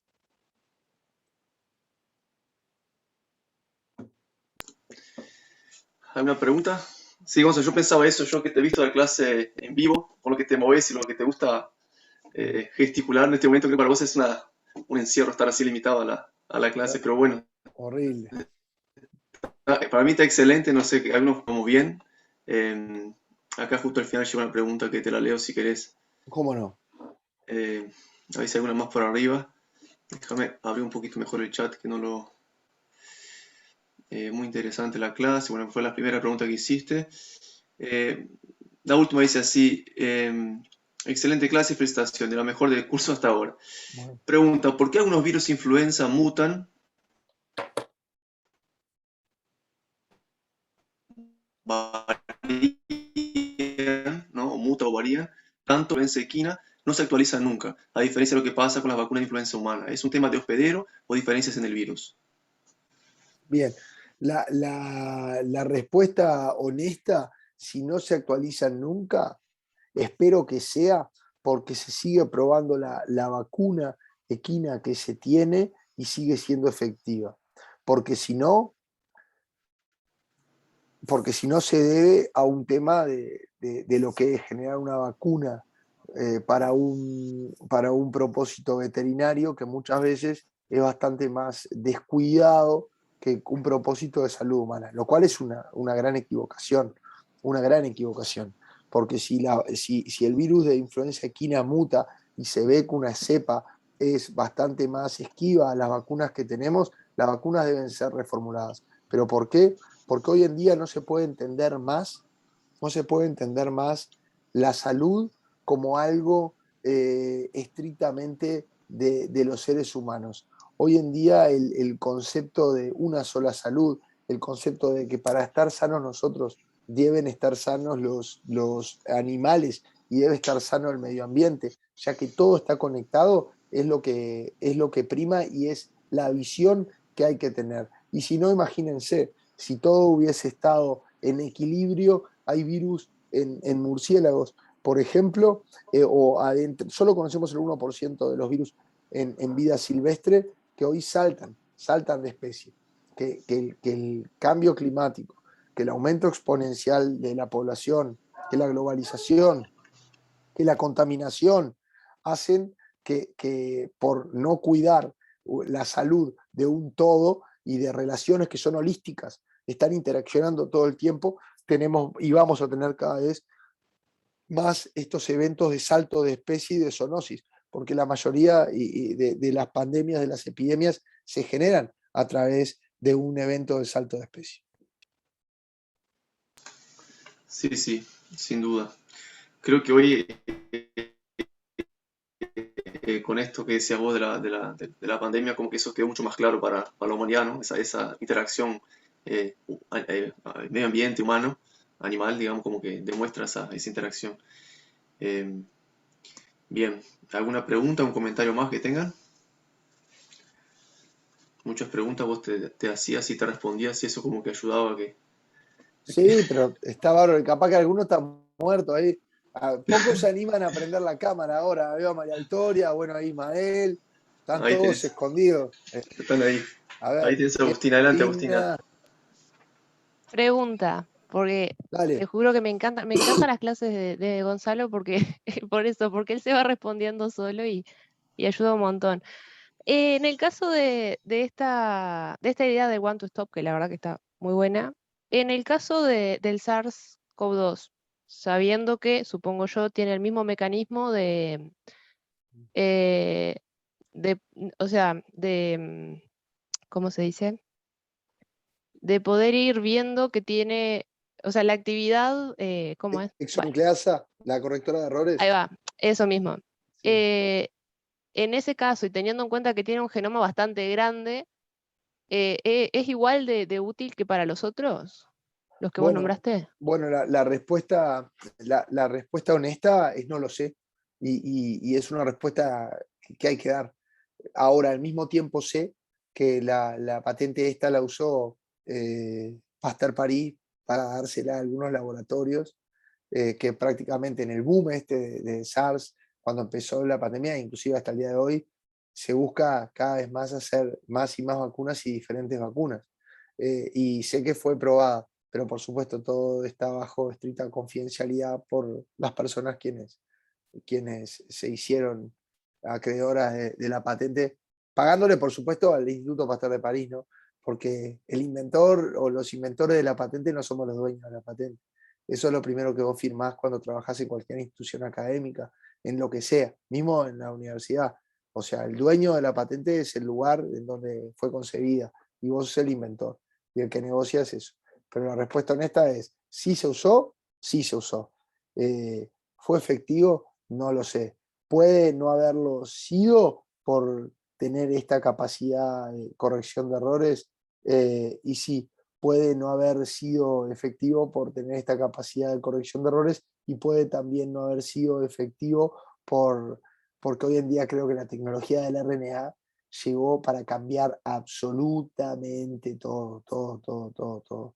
Creo que es una revolución silenciosa la que estamos viendo con las vacunas de RNA, lo que se va a poder hacer a nivel de cáncer, a nivel de vacunas personalizadas contra tumor, a nivel de producción masiva. Nosotros estamos prescindiendo de células, estamos prescindiendo de un montón de componentes para poder hacer vacunas y estamos utilizando nuestras células como factorías de antígeno para generar anticuerpos y luego cuando vemos al virus en estado salvaje, protegernos. hay un antes y después de esta tecnología de RNA, que es tan grande o tal vez más grande que lo que hace CRISPR, por ejemplo. Bien, gracias, Gonzalo. No, un gusto. Excelente. ¿Algún comentario más? Me quedé pensando con lo que es la pregunta de la vacuna influenza y todas las vacunas veterinarias, que después va a haber otras clases que van a tocar un poco más en profundidad el tema de las vacunas, pero el tema de la vacuna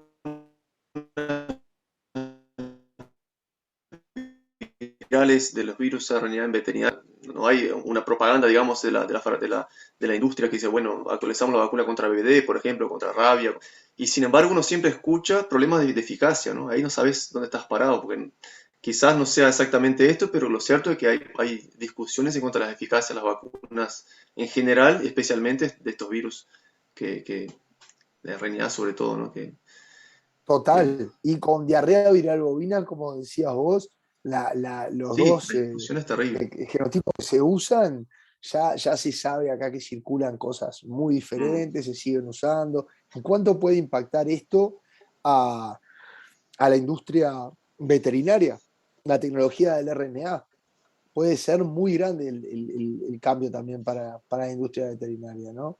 Mm. También la industria veterinaria tiene un componente que no te digo que no lo tenga la salud humana, pero que es inclusive más feroz, que es esa necesidad de dependencia con el manufacturador de la vacuna y esa necesidad de que cuanto mejor es la vacuna, si cada 6 meses de tener que venir a vacunar, creo que eso pasa, por ejemplo, con aftosa y demás.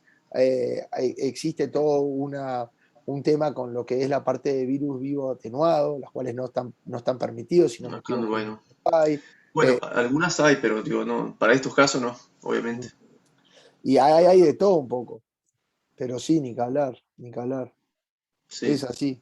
Ahí veo a Leti, que hacía tiempo no la veía. Aprovecho a saludar. ahí anda Leti. A Leti y a Andrés. Mandale saludos a Andrés. Ahí va. Bien, Gonza, ¿querés? Acá dice muchas gracias, doctor, excelente charla sobre la evolución de los virus mediante las investigaciones de cuasi especies. Acá Muchas gracias. un comentario. Creo que debido a la situación de la salud pública, pandemia misma.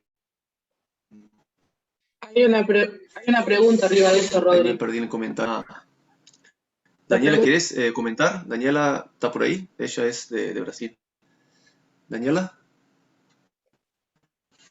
Olá, sim, pode sim. ativar a câmera e comentar alguma coisa? Eu preferia hoje não ativar a câmera por um impasse que aconteceu comigo nesse final de semana. Ok. Não, só comentando a questão que a Noelia perguntou, né? Porque Noelia, as vacinas contra a Covid foram feitas, né? Foram produzidas tão rápida. Eu acredito, né, professor Gonzalo pode nos elucidar isso melhor, que é devido a essa questão de saúde pública mesmo, né? A questão do número de mortes que estavam e a fácil dispersão desse vírus em diferentes populações, em diferentes países. Então, acredito que a questão antropológica, né, os hábitos das populações dos diferentes países levaram a uma rápida dispersão. Então, acredito que foi em função disso. Comentando ali a pergunta da colega Noelia. Sí, creo que hay un componente claramente de todo lo que decís, Daniela, y también los avances, ¿no?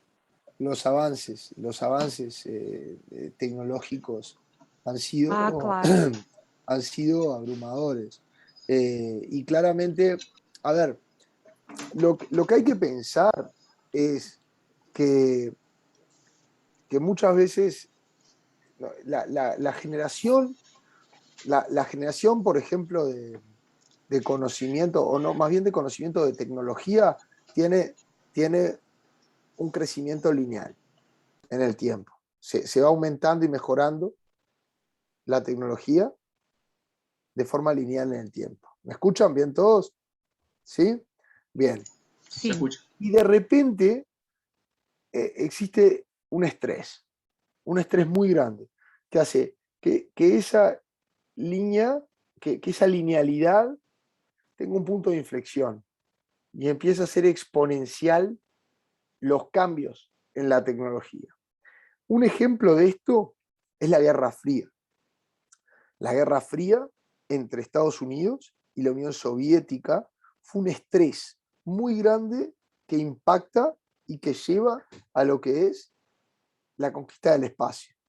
A la ex Unión Soviética lanzar Sputnik y a los alunizajes de los Apolo, y todo eso repercute en el poder de cómputo y en la tecnología de las computadoras, y fue un estrés, el estrés de estar batallando. Hoy tenemos otro estrés, el estrés del COVID-19, el estrés de un virus que se propaga más rápido que cualquier otro virus que conocimos, ¿sí? Y la tecnología para poder caracterizar a un patógeno de forma más aguda y más importante que, por ejemplo, todos los papers que hay en la historia de dengue y de polio. Ya tenemos muchísimos más de COVID. Tener millones, cientos de millones de secuencias depositadas en cuestión de un año. Solo es COVID.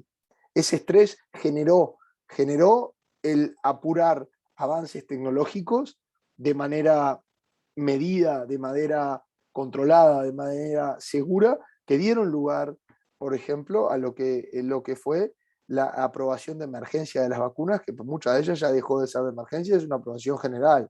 Y ese mismo estrés que generó la pandemia impulsó un avance tecnológico con respecto, por ejemplo, a monitorear nuestro cuerpo, nuestro metabolismo fuera, porque no podíamos ir al médico, y la virtualidad que no tiene precedentes y que impacta directamente en lo que es la inteligencia artificial, que hoy en día va a ser el próximo gran cambio de todo, ¿sí? Sí, Perfeito, muito obrigada. De nada. Gracias. Gracias a Daniela por lo de colega. También falta. sin duda. ¿Algún comentario más? ¿Una pregunta? ¿Cómo andás, Gonza? Feli, ¿cómo va? ¿Todo bien? ¿Todo bien? ¿Todo tranqui?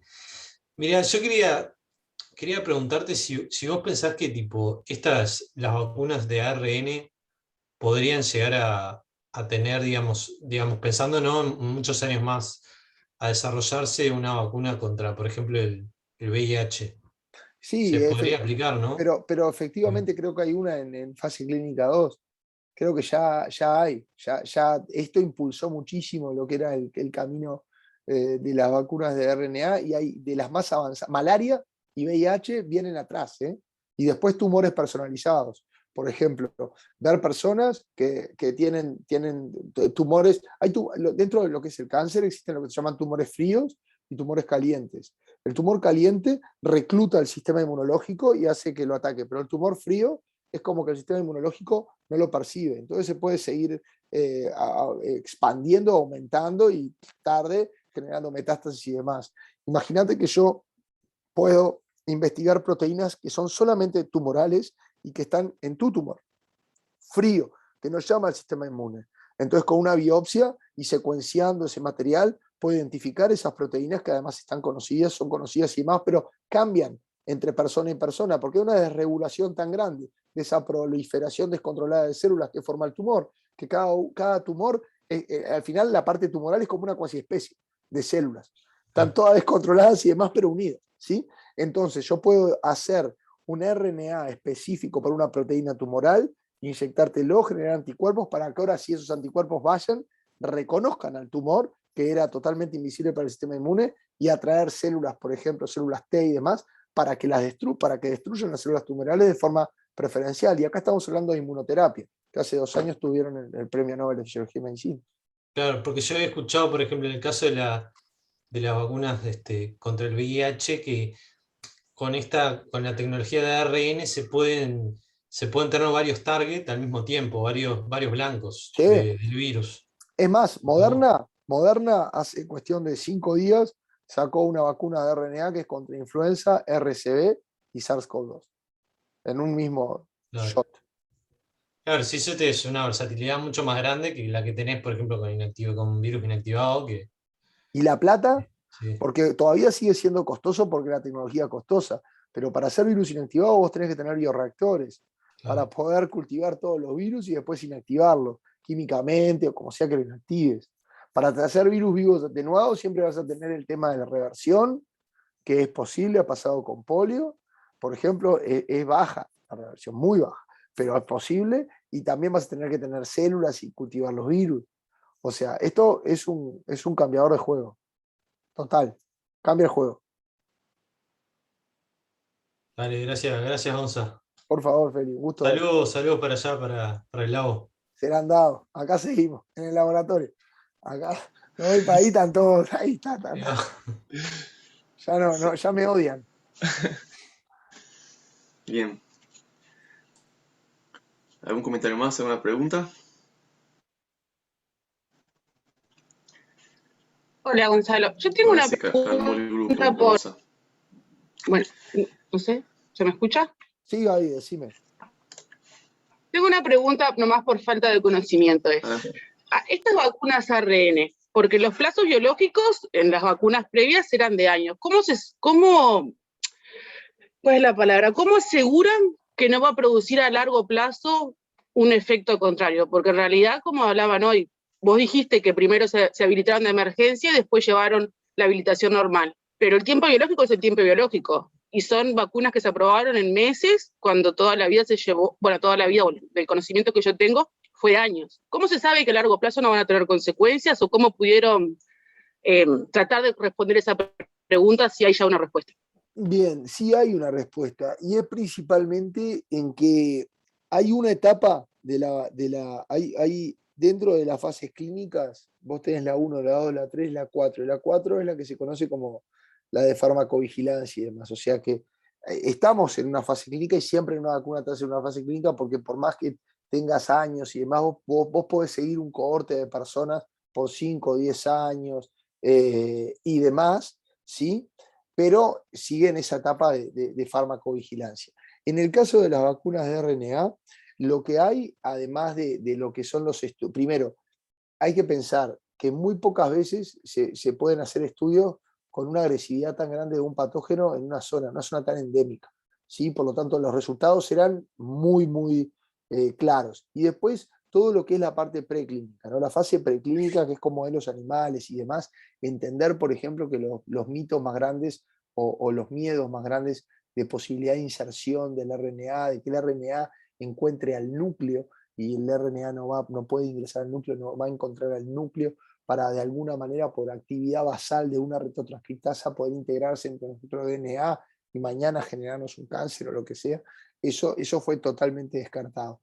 Entonces, en base a todas las observaciones y en base básicamente a decenas de años de investigación en ciencias básicas, que en la tecnología del RNA fue que se confió y que se confió con muy buenos resultados.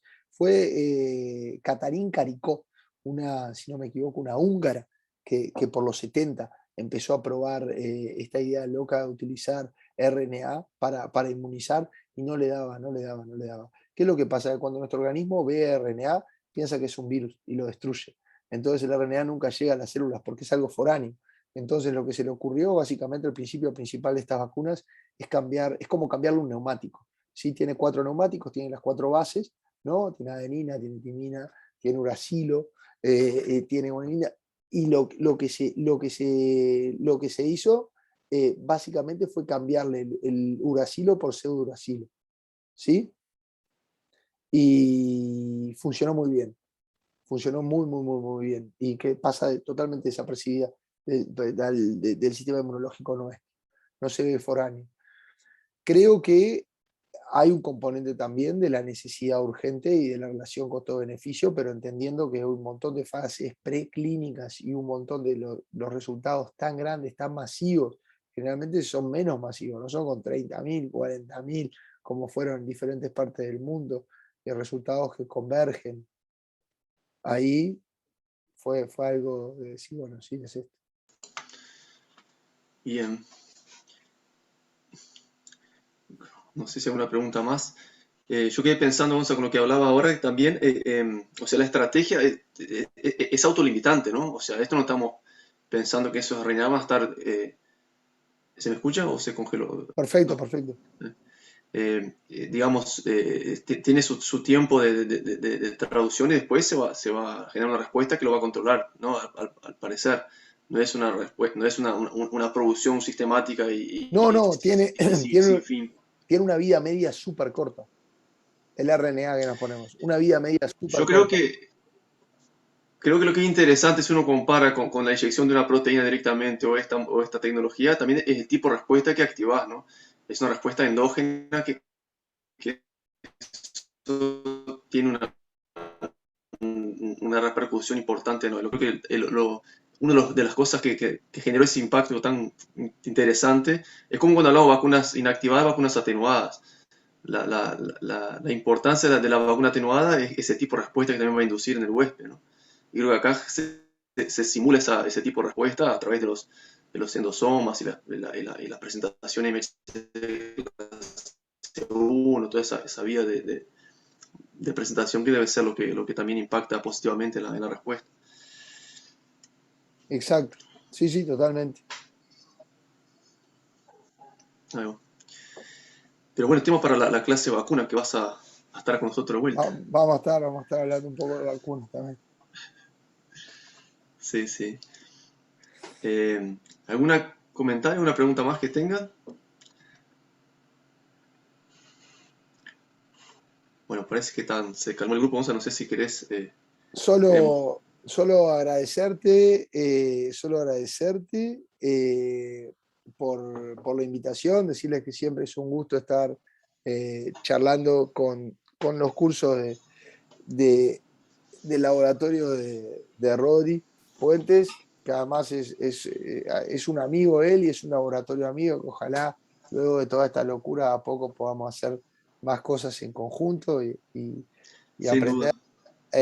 Así que bueno, nos vemos en un tiempo y muchas gracias por bancarse este masazo de evolución. Te vamos a invitar en breve para que conozca la nueva sede de la facultad. Estamos por mudar estos días. Eso va a ser divino, ¿no? Qué divino. Estamos en la expectativa. De estos días justo estamos en plena mudanza. Así que serás un invitado para ir hasta ahí.